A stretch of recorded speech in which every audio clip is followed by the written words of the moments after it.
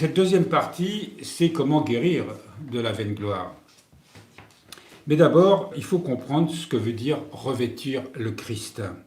La gloire qui vient de Dieu, vous savez que dans l'évangile de Jean, d'abord prendre conscience de ce Christ que nous prions, ce Jésus qui est au cœur de nos vies, il faut nous rappeler le prologue de Saint Jean. Et je vous propose de le réécouter. Au commencement était le Verbe, et le Verbe était avec Dieu, et le Verbe était Dieu. Il était au commencement avec Dieu. Tout fut par lui, et sans lui rien ne fut. Ce qui fut en lui était la vie, et la vie était la lumière des hommes. Et la lumière luit dans les ténèbres, et les ténèbres ne l'ont pas saisi. Il y eut un homme envoyé de Dieu, son nom était Jean. Il vint pour témoigner, pour rendre témoignage à la lumière, afin que tous crussent par lui. Celui-là n'était pas la lumière, mais il avait à rendre témoignage à la lumière. Le Verbe était la lumière véritable qui éclaire tout homme. Il venait dans le monde, il était dans le monde, et le monde fut par lui. Et le monde ne l'a pas reconnu. Il est venu chez lui, et les siens ne l'ont pas accueilli. Mais à tous ceux qui l'ont accueilli, il a donné pouvoir de devenir enfants de Dieu, à ceux qui croient en son nom. Mais lui qui ne fut engendré ni du sang, ni d'un vouloir de chair, ni d'un vouloir d'homme, mais de Dieu. Et le Verbe s'est fait chair, et il a habité parmi nous, et nous avons contemplé sa gloire, gloire qu'il tient de son Père comme Fils unique, plein de grâce et de vérité. Contempler sa gloire, c'est justement pour échapper à cette vaine gloire. On l'appelle vaine gloire parce qu'elle est vaine, évidemment. Pourquoi ? Parce que cette gloire, Adam et Ève ont cessé de la contempler du jour où, tombant dans le péché, tombant dans l'orgueil, eh bien, ils ont cessé de contempler cette gloire. Elle n'était plus accessible. Et nous sommes, nous, les enfants, encore, de cette chute. Mais depuis la venue du Christ, cette gloire nous a été rendue. Et nous sentons bien en nous, c'est pour nous qui sommes croyants, pour nous qui sommes chrétiens, nous sentons bien en nous justement ce combat entre ce désir de retrouver cette gloire que le Seigneur Jésus nous redonne, qui nous a été redonné, parce que nous sommes unis à lui par le baptême, parce que par la grâce de l'Esprit Saint, on en parlera un peu plus loin, nous avons la possibilité de peu à peu nous laisser saisir par cette gloire afin qu'elle chasse en nous la vaine gloire. Mais rien ne se fait sans notre liberté. Rien ne se fait sans des actes que l'on doit poser pour renoncer à cette vaine gloire. Et pour y renoncer, il faut savoir ce qu'elle est en nous. Il faut la discerner, évidemment. Nous avons tous connaissance de l'épisode de la transfiguration. Vous imaginez les trois apôtres là, sur le mont Tabor, qui n'est pas une très haute montagne. Alors, il y a un endroit qui s'appelle le mont Tabor en Israël, l'ancienne Palestine. Et il y a ces trois apôtres qui sont là et qui voient soudain le Christ se transfigurer devant eux. Et l'icône retrace très bien ce que l'Écriture, je dirais, dit plus que ce que l'Écriture nous dit. On voit les trois apôtres qui sont comme jetés à terre, saisis par la crainte de Dieu, avec cette apparition du Christ, avec le prophète Moïse et Élie de chaque côté. Et le Christ resplendit d'une lumière absolument extraordinaire, une gloire. Et cela, nous le savons, c'est pas que cette gloire leur est accessible, mais ils ont la grâce, leurs yeux se sont ouverts pour qu'ils puissent contempler cette gloire. Ils découvrent donc à ce moment-là que le Christ est vraiment Dieu. Et en même temps, même les vêtements du Christ étaient comme immaculés. Et ils sont saisis de crainte parce qu'évidemment, leur nature humaine n'est pas en capacité de pouvoir contempler cette gloire d'une manière impassible. Eh bien, cette gloire, évidemment, elle est souvent évoquée dans les Écritures, et le Seigneur le dit, c'est ce pourquoi il est venu, lorsqu'il dit « Jésus-Christ, notre divin Maître, est venu non seulement nous montrer sa gloire ici-bas, encore nous faire contempler sa gloire future. Voici ce qu'il dit à son Père. Je veux qu'il soit là où je suis moi-même, afin qu'il voie ma gloire. » Et que nous la voyons cette fois, évidemment, non pas comme les apôtres, ou non pas comme certains moments où peut-être sa gloire peut se révéler dans une expérience mystique, mais que ce soit vraiment devenu notre état naturel. C'est Saint Jean Chrysostome qui nous dit « Que pourrait-on dire de cette gloire dans les cieux ? Ce n'est plus dans un séjour fragile et corruptible, c'est au sein d'une création immortelle et inaltérable que cette gloire se manifestera, avec une splendeur qui dépasse toute expression. Ô heureux 3 fois et 1000 fois heureux, ceux à qui sera donnée la vision d'une telle gloire. » Et cette vision, eh bien, elle se révèle déjà dès notre vie ici-bas. La gloire de Dieu, elle se communique comment ? Vous savez que dans la tradition orthodoxe, on parle, ou dans la tradition chrétienne en général, on parle de la grâce de Dieu. Mais dans la tradition orthodoxe, on parle de l'énergie divine, de l'énergie incréée. La gloire du Fils, précisent les Pères, est une manifestation de l'énergie divine.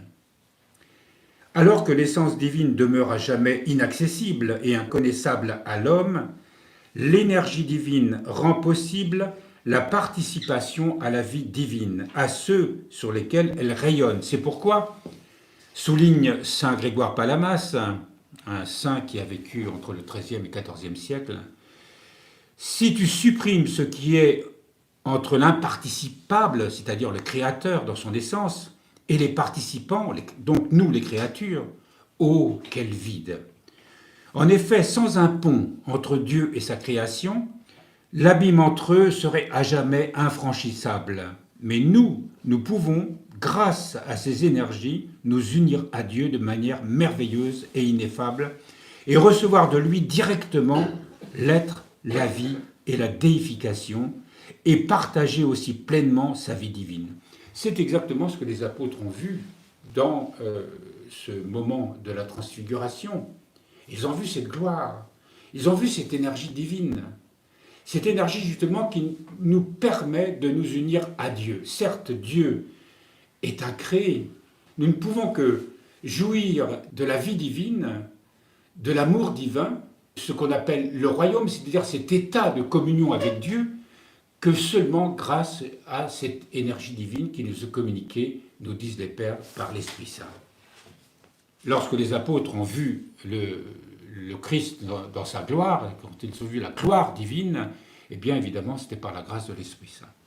Voilà pourquoi les énergies divines nous pénètrent peu à peu, mystérieusement, imperceptiblement, nous faisant passer de l'image à la ressemblance, ou pour le dire avec saint Paul, elles transforment notre corps psychique, qui est passible, corruptible et mortel, en corps spirituel, impassible, incorruptible et immortel.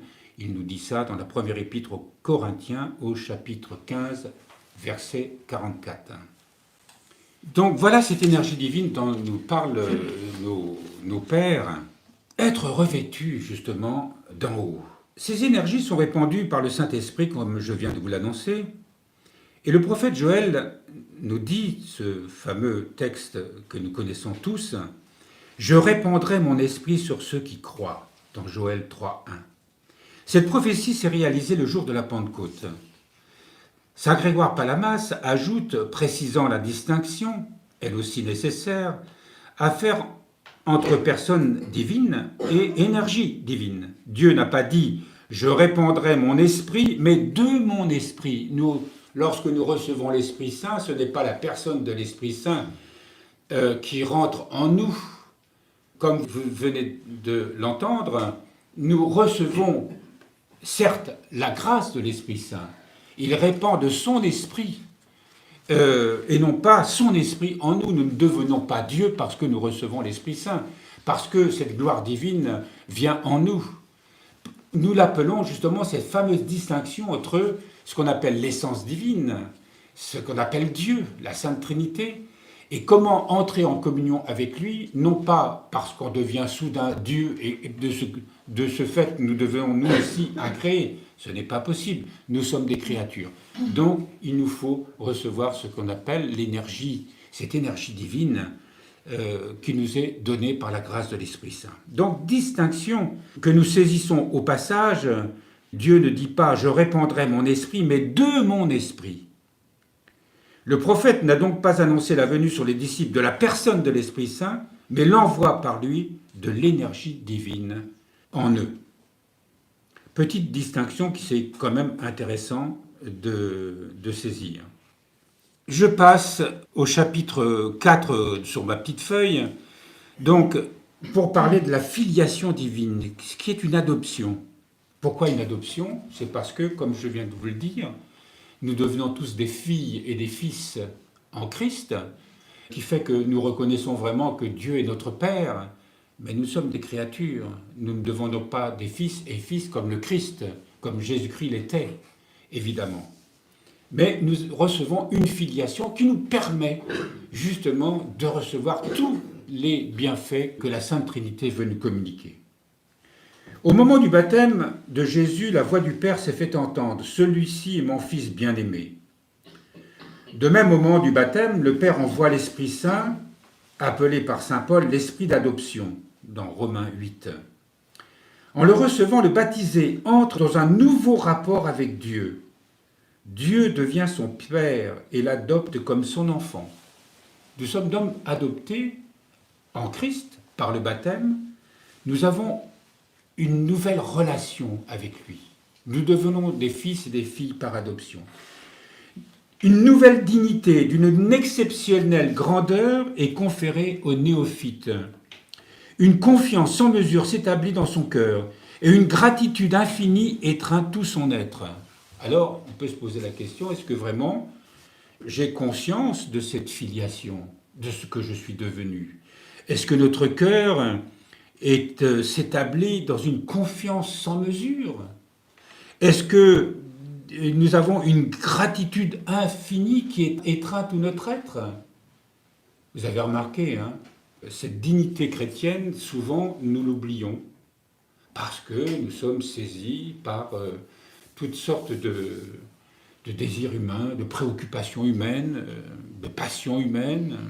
Et nous l'avons abondamment étudié dans les précédentes passions ou les précédentes pensées, combien notre être est tout entier esclave justement de cette nature humaine. Et donc nous cessons d'être saisis justement par cette gratitude, par cette action de grâce, et en même temps cette confiance que malgré nos faiblesses, eh bien, nous avons un lien très particulier parce que nous sommes devenus des fils et des filles par adoption. N'oublions pas que nous sommes assis avec le Christ à la droite de Dieu le Père depuis l'Ascension. Et nous sommes devenus héritiers du Père, nous rappelle encore saint Paul dans l'Épître aux Romains au chapitre 8, verset 17, si je me souviens bien. Mais ce que nous recevons est encore sous une forme, dans le baptême, sous une forme encore inachevée. C'est une sorte de semence. Nous avons reçu la vie divine, incorruptible et immortelle. Autrement dit, nous recevons ce qui fait de nous à la ressemblance de Dieu. Mais nous avons tout un chemin qui doit nous permettre d'être participants à la gloire du Christ.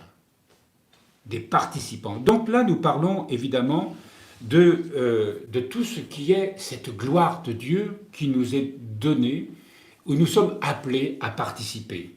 S'y oppose évidemment en nous cette autre gloire qui est la vaine gloire. Tant que nous sommes dans la vaine gloire, nous ne pouvons pas être dans cette gloire divine. Et pourtant, elle est là, je dirais à portée de main. Elle est là à portée de cœur. Ce qui est extraordinaire, c'est que dès qu'on se tourne dans la prière, une prière sincère, même si notre prière est maladroite, même si elle est polluée par toutes sortes de pensées, mais que notre désir de tendre vers Dieu, d'être simplement parfois il nous arrive tellement de ne pas avoir la force de prier ou d'être tellement dans la dispersion intérieure, dans le trouble, que il suffit de se tourner vers Dieu, de tourner notre regard vers lui pour eh bien, être en contact avec lui. Et cette gloire que les apôtres ont contemplée lors de la transfiguration, eh bien, cette gloire, eh bien, elle nous regarde, elle passe un peu en nous. Quelque chose en nous agit, la grâce agit en nous, alors que nous avons le sentiment d'être le plus maladroit des hommes ou des femmes, d'être troublés, de nous débattre dans notre péché, dans les tentations, quelle que soit la forme de cette tentation, et pourtant nous nous tournons vers lui en disant « Seigneur, aie pitié de moi, pauvre pécheur ou pauvre pécheresse », et cette gloire agit en nous. Cette grâce incréée agit en nous. C'est en cela que nous devons par la foi avoir confiance et rendre grâce, malgré que nous nous sentions absolument dépourvus de toute force humaine.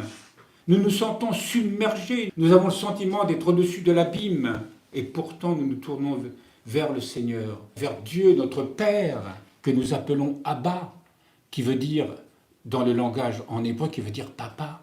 C'est-à-dire que ce n'est pas Dieu, ce Dieu tout-puissant de l'Ancien Testament, qui nous plonge dans la crainte, qui nous plonge dans la frayeur. Lorsqu'on se regarde, nous terrifie parce que nous nous sentons tellement pécheurs que nous nous sentons déjà voués à la géhenne. Eh bien non, ce Père, c'est un Père rempli d'amour pour nous. C'est un Père qui, à travers le Christ, nous montre combien il se donne à nous, et il sait ce que nous sommes. Eh bien, lorsque nous nous tournons vers lui, que nous prions le Christ, nous prions le Père à travers le Christ, dans l'Esprit Saint, par l'Esprit Saint, eh bien, nous nous sentons aimés, nous nous sentons accueillis, nous nous sentons déjà pardonnés, car Dieu ne nous juge pas parce que nous sommes pécheurs. Dieu multiplie toutes les occasions, multiplie tous les signes pour que nous puissions rester près de lui aussi longtemps, aussi souvent que possible. Donc ne nous effrayons pas de ce que nous sommes, mais apprenons à nous tourner vers lui encore et encore, parce que le diable, lui, qui nous pousse à toutes les fautes, évidemment, lorsque nous sombrons dans une faute, eh bien, il va, lui, aussitôt, s'arranger pour nous culpabiliser, pour nous montrer à quel point nous sommes faibles et que de toute façon, on ne s'en sortira pas, quoi. Et effectivement, à vue humaine, on ne s'en sortira pas. Mais lorsque nous nous tournons vers Dieu, eh bien, l'espérance revient, la confiance revient. Et il suffit de taire en nous, justement, cette culpabilité psychique, parce que je parle, elle n'annule pas, évidemment, la culpabilité au sens spirituel. Je sais bien que je suis pécheur, et il ne faut pas l'oublier. Et nos pères ne cessent de nous le rappeler, d'ailleurs, dans leur façon d'être, de vivre. Et nous le verrons un peu plus loin. Mais c'est très important d'avoir ce sentiment en nous, d'être sans cesse aimé. Et cet amour rayonne comme une lumière, comme une chaleur, comme une tendresse, comme un réconfort qui sans cesse nous est donné. Dieu ne nous juge pas selon nos péchés. Dieu veut se donner à nous, et c'est à nous de nous tourner vers lui pour justement nous sentir réconciliés avec lui, quoi que nous ayons fait. Et le plus difficile, justement, c'est de résister à, justement, ces tentations qui sont toujours en nous, à cette nature humaine qui nous tire toujours en arrière. Et pourtant, rien n'est plus simple que dans la prière, et une prière humble, simple, de nous tenir le regard. Dieu nous attire par son regard. Le Christ nous attire par son regard. Et vous savez, dans le regard, un regard qui n'est pas un regard de jugement, qui n'est pas le regard tout-puissant du Dieu de l'Ancien Testament, mais un regard d'amour, un regard de Père. Et il y a quelque chose de maternel en Dieu, un regard rempli de cet amour maternel que la Mère de Dieu, qui lui a été accordée pour nous, pour nous ses enfants, eh bien, ce regard, c'est un regard d'amour qui est absolument extraordinaire, infini. Et il veut nous attirer en disant « revois combien je t'aime ». Il y a Monsieur Maël qui a fait un portrait, parce qu'il a vu un charisme extraordinaire, il ne savait pas dessiner. Ça, nous le savons. Je le rappelle souvent, c'est comme dans l'histoire du Petit Prince. Vous savez, qu'on lui dit « dessine-moi un mouton ». Et comme il ne sait pas dessiner un mouton, il dessine une caisse. Elle m'a dit « c'est pas un mouton ». « Oui, mais le mouton, il est dedans ». Voilà. Et Monsieur Maël, eh bien, il est, j'en suis témoin, nous avons partagé sa vie pendant 41 ans, eh bien, il se levait, c'était le soir, toujours assez tard, et il s'enfermait dans son bureau, et il sortait un calque, c'était toujours un calque, un papier transparent, et il prenait un crayon, et d'un seul trait, il dessinait un personnage. Alors ça pouvait être un saint, ça pouvait être un apôtre, ça pouvait être une sainte, et là, en l'occurrence, le Christ. Et nous aurons l'occasion, lors de sa canonisation, de montrer certains de ses portraits, et on voit le Christ, il a un regard très doux. Évidemment, on ne peut pas représenter la Sainte Trinité, mais il y a dans ce dessin une extraordinaire douceur. Dieu est doux, et il le dit, le Seigneur, « Venez à moi, vous tous qui pliez sous le fardeau, mon joug est doux et mon fardeau léger.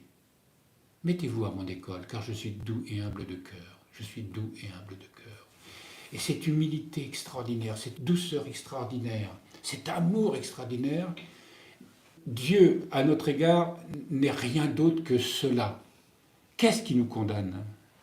Ce n'est pas Dieu, c'est notre conscience. Et qu'est-ce que c'est que notre conscience? Eh bien, c'est justement tout ce qui, en nous sépare de cet amour. Parce qu'il y a en nous un désir d'amour. Nous le cherchons d'une manière, je dirais, véhémente à travers toutes nos activités, nos péchés. La vaine gloire, c'est aussi en voulant se valoriser, en cherchant à être quelqu'un.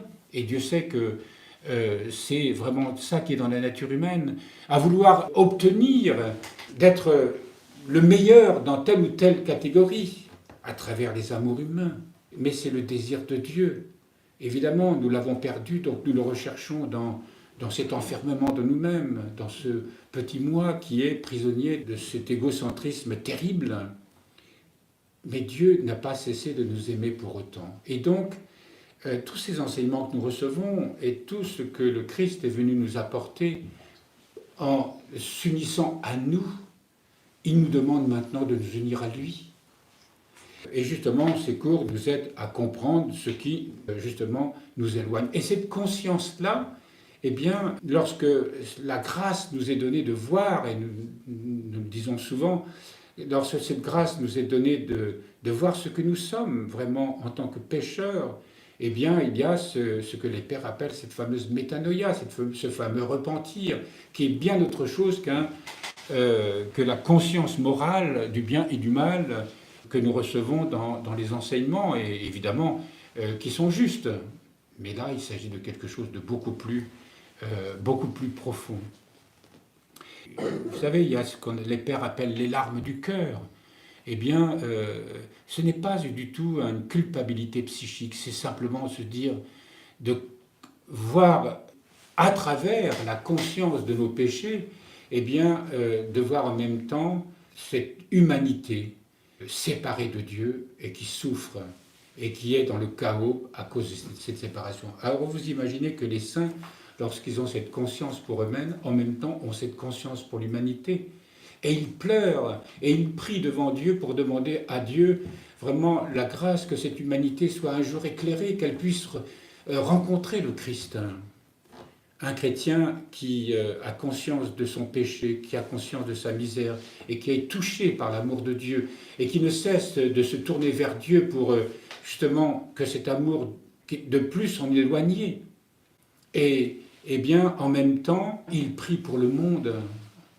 Il prie pour le monde entier, pour que le monde puisse sortir de ses ténèbres, sortir de ses passions, sortir de ces fameuses 8 pensées que nous sommes en train d'étudier.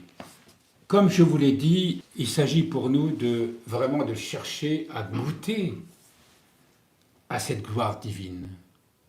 Et encore une fois, qui que nous soyons, quel que soit notre péché ou la conscience que nous avons, la conscience de notre éloignement de Dieu, et Dieu sait que parfois nous nous disons, mon Dieu, mais je suis dans une misère et j'arrive jamais à me tirer des travers qui sont en moi et je suis toujours harcelé ou je tombe toujours dans les... Et alors c'est le découragement. Et il y en a un autre derrière qui savonne la planche pour bien nous faire descendre dans... Eh bien, le Seigneur, lui, nous dit ceci, ne te préoccupe pas de cela, tourne-toi vers moi, accroche-toi à moi, regarde-moi, vois comme je suis doux et humble de cœur, vois comme je t'aime. Tu cherches l'amour, tu ne le trouveras pas dans les choses humaines. Tu ne le trouveras même pas dans une relation humaine, aussi belle et grande soit-elle. Parce que l'amour que je te donne, moi, ne dépend pas de nos passions, de nos désirs humains, de ce que nous cherchons à combler dans notre vie. Laisse-toi saisir par cet amour, accroche-toi et je te le révélerai peu à peu. Et ce qui te sera révélé n'appartient pas à ton expérience, n'appartient pas à ce que tu crois savoir. Là où je vais t'emmener, c'est un monde où va se révéler la vraie vie, va se révéler la vraie connaissance, à la fois connaissance de Dieu, et dans cette connaissance de Dieu, la connaissance de soi, la connaissance justement de ce que nous sommes vraiment, pas en cherchant à multiplier nos talents et nos qualités. Bien sûr que nous avons des talents, bien sûr que nous avons des qualités, bien sûr que nous avons ce qu'on appelle des charismes. Mais si nous nous servons pour notre gloire humaine, eh bien, ces charismes et ces dons sont dramatiques pour nous. Comment les utiliser justement dans l'amour? Alors, on va passer à quelque chose de plus concret qui est justement cette fameuse vaine gloire, comment la repérer en nous. D'abord, tout ce que nous allons faire, eh bien, c'est de le faire dans le secret. Agir dans le secret, c'est ce que nous dit Matthieu au chapitre 6, verset 5. Priez dans le secret, et quand vous priez, ne soyez pas comme les hypocrites. Ils aiment, pour faire leurs prières, à se camper dans les synagogues et les carrefours, afin qu'on les voie. En vérité, je vous le dis, ils tiennent déjà leur récompense. Pour toi, quand tu pries, retire-toi dans ta chambre, ferme sur toi la porte et prie ton Père qui est là, dans le secret. Et ton Père qui voit dans le secret te le rendra. De faire donc les actes gratuits, d'être dans justement tout ce que nous faisons, de ne pas nous faire remarquer. Afin de lutter efficacement contre la vaine gloire, veillons à ne pas divulguer notre pratique, à l'exception de notre Père spirituel. Si nous avons un Père spirituel auquel on ouvre son cœur, on peut lui parler des grâces que nous recevons. On peut ouvrir son cœur pour discerner. Restons le plus possible dans l'ombre, passant inaperçus, sans nous faire remarquer. En effet, enseigne Abba Pemen, on dit que lorsque l'autruche a pondu dans le désert, les chasseurs viennent et la suivent aux empreintes de ses ongles. Ils trouvent son œuf et l'emportent. C'est pourquoi il vous faut garder les œuvres que vous accomplissez pour le Seigneur et les garder pour ne pas perdre votre peine. Alors, l'image des traces, ne laissons pas des traces du bien que nous faisons. Sinon, justement, cet œuf qui représente l'aspect spirituel de notre œuvre, eh bien, sera dévoré, justement, à cause de la vaine gloire. On perdra notre récompense spirituelle. On gagnera en gloire humaine. Voyez comme il fait du bien, cet homme. Voyez comme il est bon. Voyez comme il chante bien. Vous savez, la vaine gloire se glisse partout, dans la prière, par exemple. Si quelqu'un a une très belle voix, prenez par exemple un sous-diacre qui aurait une belle voix, qui chanterait juste, et qui aurait été bien formé pour cela, et qui est parfaitement conscient, justement, du talent que Dieu lui a donné. Et à chaque fois qu'il prend une lecture de l'Ancien Testament, il le chante avec le sentiment qu'il va être admiré. Bien sûr, il s'en défend quand même, mais ça fait tellement de bien quand même de sentir qu'on est en train de l'écouter. Alors évidemment, si c'est comme ça, ceux qui l'écoutent et qui sont piégés par la beauté de sa voix, par la gravité de son timbre, par la tessiture, par le grain, comme on dit, de sa voix, eh bien, vous pouvez bien imaginer que le message, la parole de Dieu qui se cache derrière, eh bien, elle, comme l'œuf que les chasseurs de l'autruche vont trouver, eh bien, le diable va dérober justement cette parole, parce que les gens aiment aussi flatter. Ils aiment aussi comme dans un miroir, par nature, nous sommes idolâtres. Et regardez le monde, toutes les idoles qu'il y a dans le monde. Les gens vivent de l'idolâtrie. Mais l'idolâtrie, c'est pas seulement à travers des personnes, évidemment, c'est à travers toutes sortes, la multitude de choses, comme le fait d'avoir des biens que d'autres n'ont pas, d'avoir une position sociale que d'autres n'ont pas, etc., etc. Alors, Amos Synclétique précise qu'un trésor est pillé sitôt qu'il est découvert. De même, une vertu est ruinée dès qu'elle devient de notoriété publique. Cependant, elle indique une exception à cette règle. Si tu trouves une âme accordée à la tienne, qui peine pour Dieu comme toi, à celle-là seule, découvre-toi discrètement. Il n'y a pas là de vaine gloire, car tu parles pour le salut d'une âme. Oui, de même au Père spirituel, quand on parle, on peut dire, voilà ce qui m'arrive, j'ai conscience du charisme et du don que Dieu me donne. On peut parler de ça à un Père spirituel. On peut aussi parler ça à une âme avec qui on s'accorde, mais non pas pour la vaine gloire, mais spirituellement parlant. Vous savez, quand on ouvre son cœur, quelle que soit la nature de la conversation ou des sentiments qu'on partage, c'est pas pour taper sur quelqu'un, c'est pas pour s'encenser, c'est pour justement glorifier le Seigneur, cheminer dans une voie d'humilité, essayer de discerner la volonté de Dieu. Voilà. Ainsi, d'une manière générale, dans nos rapports avec autrui, évitons de faire ce qui pourrait nous singulariser. Conformons-nous à ce qui est admis par l'usage commun, renonçant dans la mesure du possible et pour le temps nécessaire à ce que nous sommes les seuls à accomplir, sauf si, agissant de la sorte, nous étions obligés de contrevenir au commandement évangélique. Il y a des moments où, évidemment, il faut, comme je le fais, je vous enseigne et je vous joue la comédie, je fais mon cinéma, parce que pour pas que vous puissiez vous endormir, derrière ça, je peux aussi cacher une maladresse, je peux cacher aussi la prétention à savoir des choses alors que je ne sais pas grand-chose, alors que je suis en train de lire un livre. Mais c'est ainsi, de façon à ce que Dieu, l'Esprit Saint, lui, il va faire sa nourriture avec ça. Il va se servir de tout cela, parce que nous l'avons prié, pour que nous puissions comprendre vraiment la parole de Dieu, ce que Dieu veut dire pour chacun d'entre nous, aujourd'hui, y compris moi qui vous enseigne.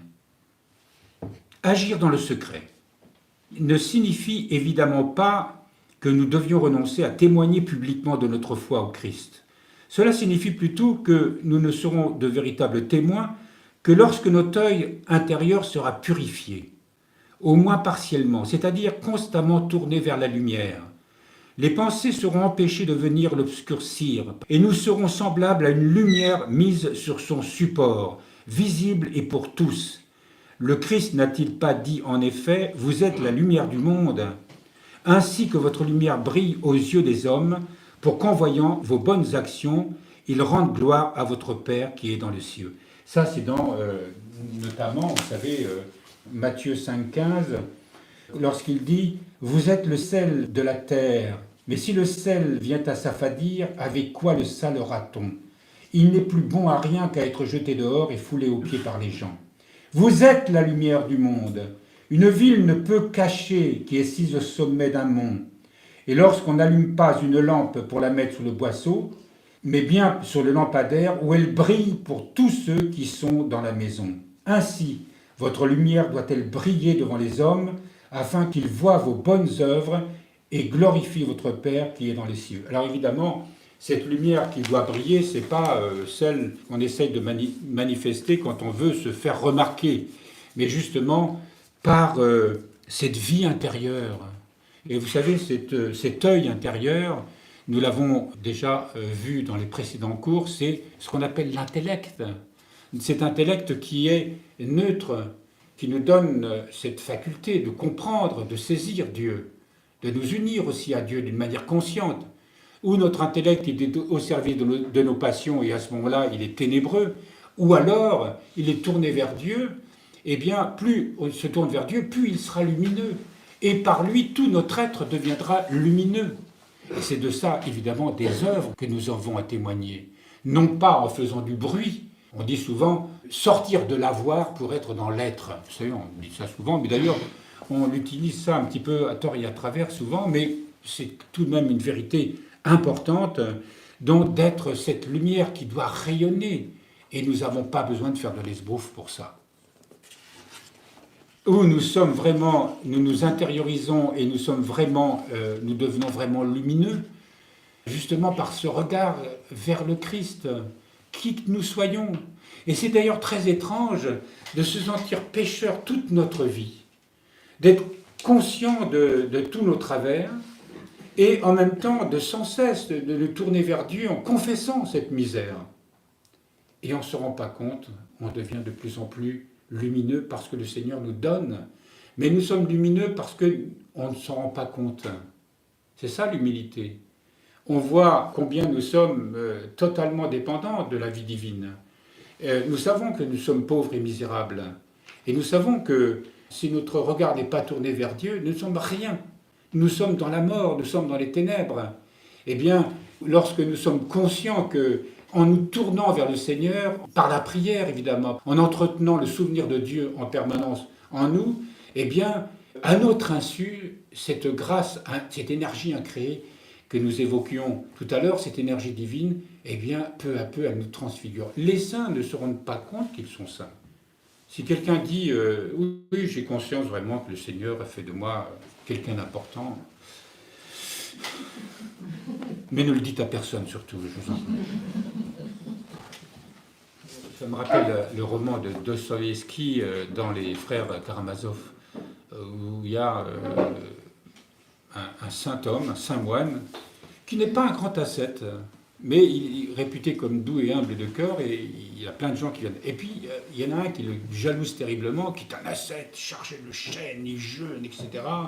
Mais son cœur est rempli d'envie et de colère à l'égard de l'autre. Et là, il y a un frère ascète, c'est dans les apophthegmes des Pères du désert, un frère ascète qui ne mangeait pas de pain se rendit chez un grand ancien. Or, s'y trouvaient aussi d'autres étrangers, et l'ancien fit cuire à leur intention un peu de nourriture. Quand ils s'assirent pour manger, le frère ascète se fit servir à lui seul des pois chiches trempés, c'est-à-dire non cuits.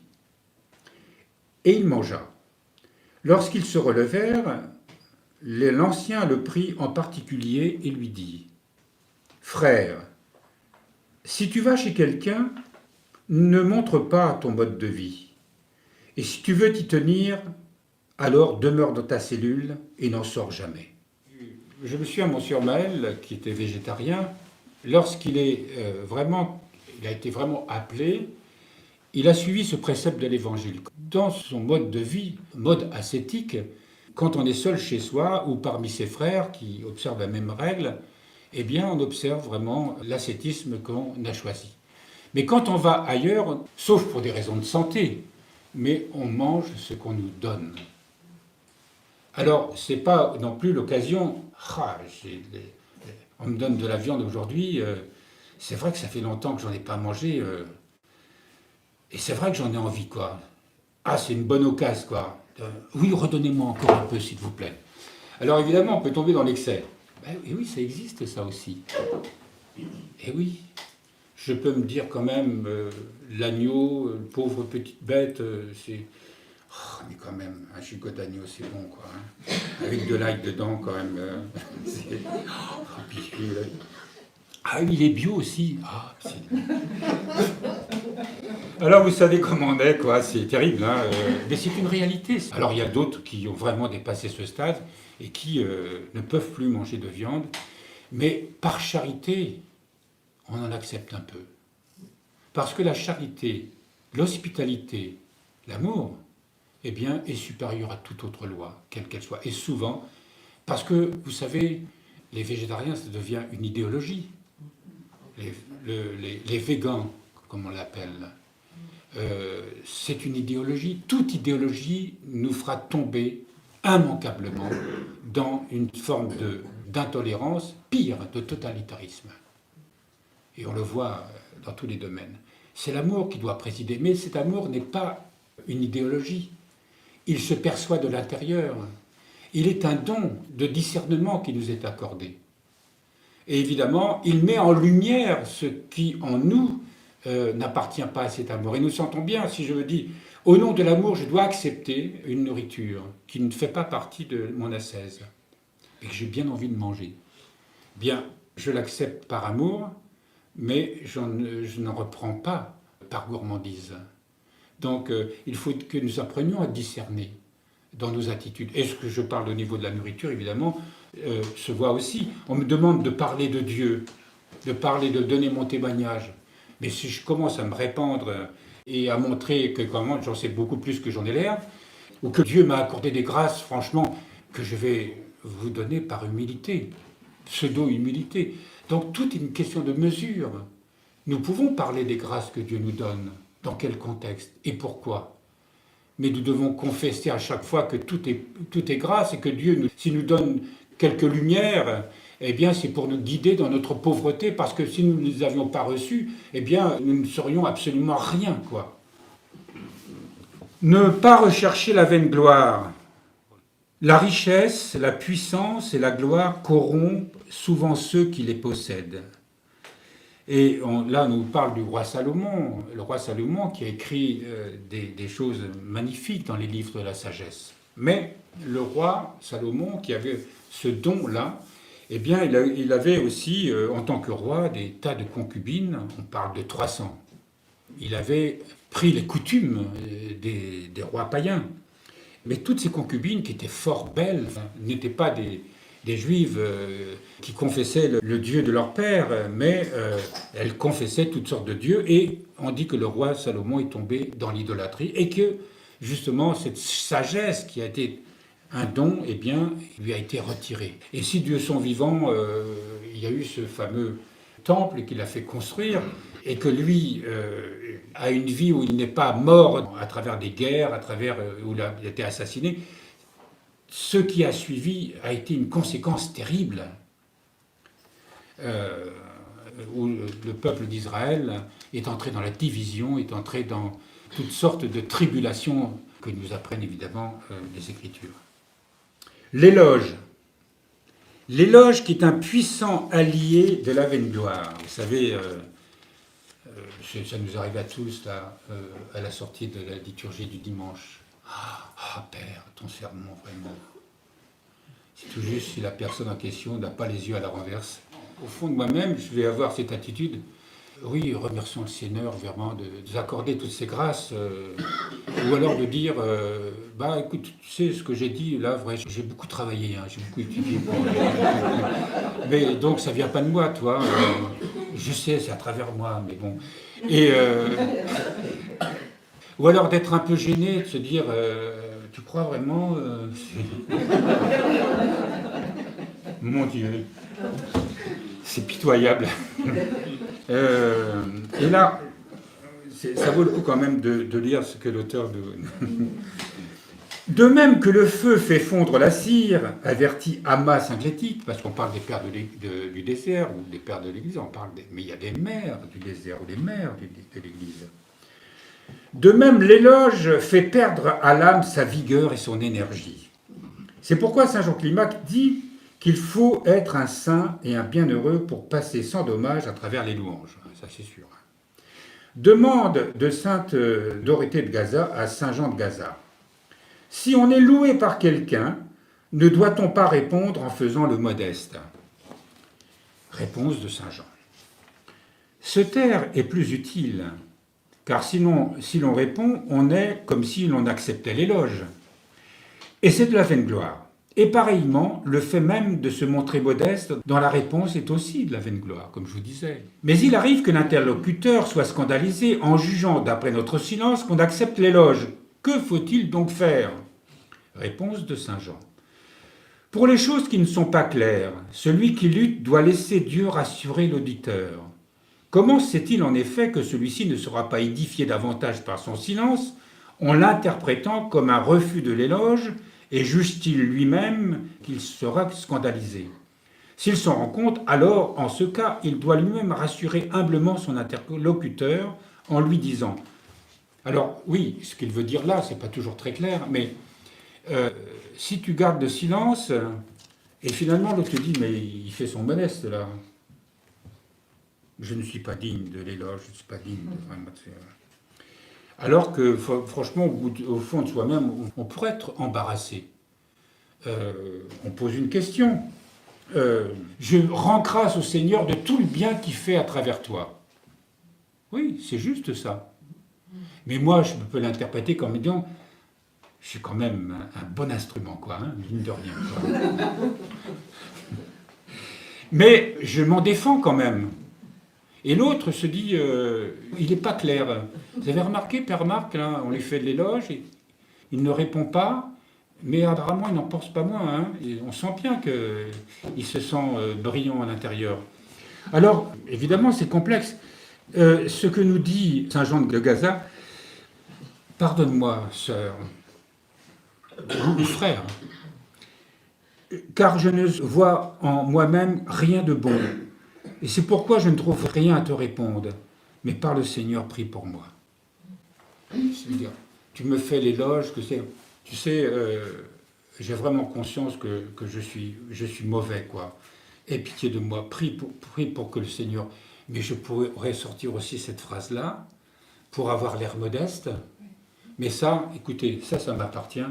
Et devant Dieu, j'aurai à rendre compte, si j'abuse les autres par une fausse attitude, évidemment, ça c'est ma responsabilité, c'est pas la responsabilité de l'autre. Mais c'est pour vous dire combien on peut s'empêtrer dans des trucs. Et c'est pour ça que, même si on a la tentation d'être touché par l'éloge, de dire Seigneur, aie pitié de moi. Et je vous avoue que c'est exactement ce que je fais, que j'essaye de faire.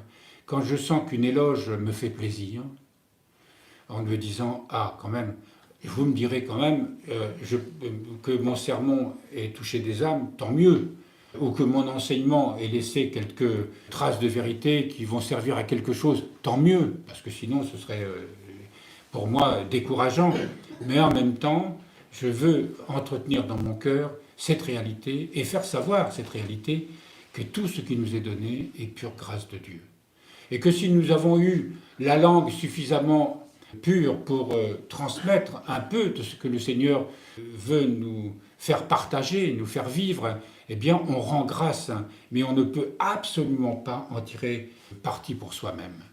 Au contraire, je peux vous assurer une chose, lorsque je donne des cours, je suis terrifié à l'idée de me dire comment pourrais-je être suffisamment ouvert pour que la grâce de Dieu passe dans mon cœur.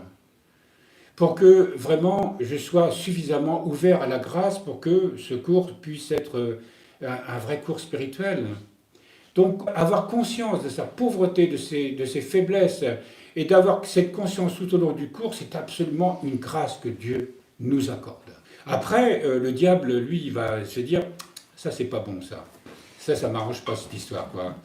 Il va essayer de rattraper le coup à travers les éloges notamment, ou nous donner la satisfaction. Par exemple, je dis, je vois des regards épanouis, je vois des visages attentifs. Alors vous savez, j'enlève mes lunettes, et comme la cataracte me gagne peu à peu, je vous vois d'une manière floue. Donc je ne peux pas savoir exactement ce que vous pensez. Donc je suis réduit à laisser, à tout abandonner entre les mains de Dieu, comme ça je me préserve. Vous voyez un petit peu comment je vous manipule là pour avoir l'air sage et... Non mais franchement c'est tordu, c'est pas possible. Il y avait des pères qui avaient eu une vie autrefois, avant qu'ils deviennent ces grands maîtres spirituels, et quand on leur faisait une éloge, eh bien, ils disaient, par exemple, Abba Dioscor racontait volontiers que, avant d'entrer dans un monastère, il travaillait dans le commerce du blé. Or, devenu moine, si les hommes lui disaient Tu es un homme important. Il répondait, à celui-là, un jour, je lui ai volé son sac. À un autre, je lui ai pris sa corbeille. Sans détour, de cette manière, il faisait cela pour s'écarter de la vaine gloire. Parce qu'il y a quelque chose quand même qu'il faut jamais oublier. Tous nous sommes pécheurs. Et si nous sommes devenus un peu meilleurs, cela ne signifie pas qu'il faut oublier ce que nous avons été dans le passé. Nous avons commis des fautes, et parfois autant que nous en avons conscience, et le Seigneur, à travers la prière, nous révèle des choses que nous avons bien oubliées, ou simplement des choses du mal qu'on a fait, dont on n'a même pas eu conscience. Et lorsque cette conscience vient à nous, elle nous rappelle ce que nous sommes. Et ce n'est pas parce que nous avons une vie meilleure par la grâce de Dieu, que nous commençons à avoir une vie plus pieuse, plus vertueuse, que ce que nous avons été. Et certes, dans l'amour de Dieu, tout cela est effacé, tout cela est pardonné. Mais nous devons nous souvenir que nous sommes pécheurs tant que nous serons dans cette vie, et de ne pas oublier ce que nous sommes, ce que nous avons été, pour ne pas juger les autres, pour rester humbles. Et si nous sommes aujourd'hui protégés de certaines fautes, eh bien, nous devons louer et remercier le Seigneur. Et si un frère ou une sœur tombe dans une faute quelconque, nous n'avons pas à la juger. Et au contraire, prier, parce que nous sommes reconnaissants des grâces que Dieu nous a données, de ne plus être ce que nous avons pu être dans le passé, ou d'être mis à l'abri par la grâce de Dieu de tel ou tel travers. Et si un frère ou une sœur n'est pas débarrassé de ce travers, est-ce que nous devons le juger? Non. Parce que là aussi, c'est la vaine gloire de juger quelqu'un, de le condamner, et de le condamner parfois même publiquement. C'est ce que nous faisons dans le monde, c'est ce qui se fait dans le monde. Or, ce que nous avons à faire, c'est de prier pour que ce frère ou cette sœur puisse être pardonné, puisse revenir vers Dieu, puisse s'humilier devant la face de Dieu, puisse être meilleur à l'avenir. Et c'est ce qui nous sera demandé au jour du jugement. C'est-à-dire que je t'ai sauvé, je t'ai pardonné. Vous savez, c'est une parabole que l'Écriture nous donne. En parlant de celui qui avait une dette, va demander vraiment, je ne peux pas te rendre cette dette, pardon, je vais... Et il lui remet celui à qui il avait emprunté des biens, eh bien, il lui dit, je te remets tout cela. D'ailleurs, je l'évoque dans ma dernière lettre pastorale. Vous savez, dans le livre du Lévitique, il y avait une loi, qui était une loi divine. Tous les 50 ans, il y avait ce qu'on appelait l'année jubilaire. Ça veut dire que tous les 50 ans, tous ceux qui avaient perdu des terres, qui avaient fait de mauvaises affaires, eh bien, on redistribuait tous les biens, on repartait à zéro. C'est extraordinaire, ça. Celui qui était devenu esclave, ou plutôt ouvrier, parce qu'il ne pouvait plus, il avait mal géré, encore une fois, ses affaires, et tout le monde retrouvait la liberté, et tout était redistribué. Vous imaginez un homme politique qui décide de faire ça. Alors vous allez me dire, c'est du communisme, ça. Oui, mais le communisme sans Dieu, vous voyez ce que ça a donné. Hein. Mais celui qui possède, le riche, lui dit, ah ben non, je ne vais pas distribuer ma maison, la partager. Mais non, je vais la transmettre à mes enfants. Alors, je vous dis ça parce que le Seigneur, lui, nous pardonne, et dans son pardon, fait absolument œuvre neuve pour nous. Voici que je fais toutes choses nouvelles, dit ce passage de l'Apocalypse. Eh bien, c'est aussi pour nous, lorsqu'on se tourne vers lui, voici que je fais toutes choses nouvelles pour toi.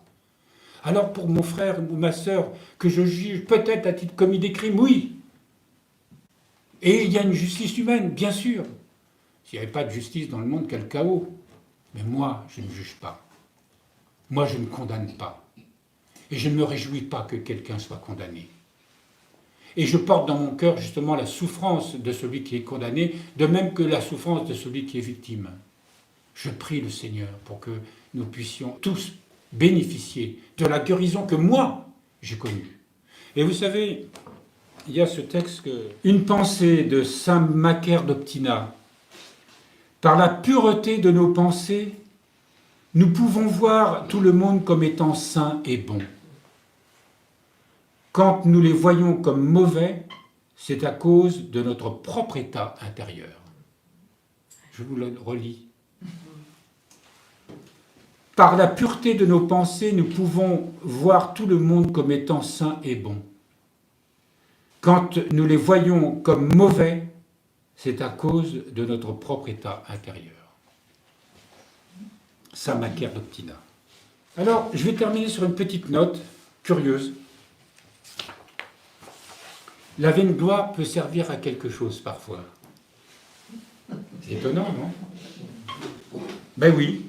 La vaine gloire est néanmoins utile de manière limitée, il est vrai, à ceux qui commencent la lutte spirituelle. En effet, elle les incite à ne pas tomber dans la négligence en leur insufflant le désir de donner une bonne image d'eux-mêmes à autrui ou d'atteindre un objectif élevé. Par exemple, lorsqu'un jeune homme combattu par un esprit de luxure n'y cède pas en raison de son ambition à recevoir un jour la dignité sacerdotale, ou quand une jeune fidèle, désireuse d'attirer l'attention d'un prêtre, multiplie les actes de dévotion.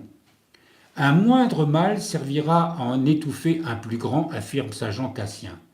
En cela, cette passion est utile pour un temps ou dans certaines occasions. Alors là, on cite un jour, en proie au découragement, raconte saint Jean Climac, j'étais assis dans ma cellule et je changeais presque à la quitter. Mais des étrangers vinrent me voir et se mirent à me louer grandement pour ma vie d'hésychasme. Aussitôt, la pensée de découragement se retira, chassée par la pensée de vaine gloire. C'est-à-dire que finalement, il s'est dit non, il ne faut pas que je quitte ma cellule, il faut que je reste là.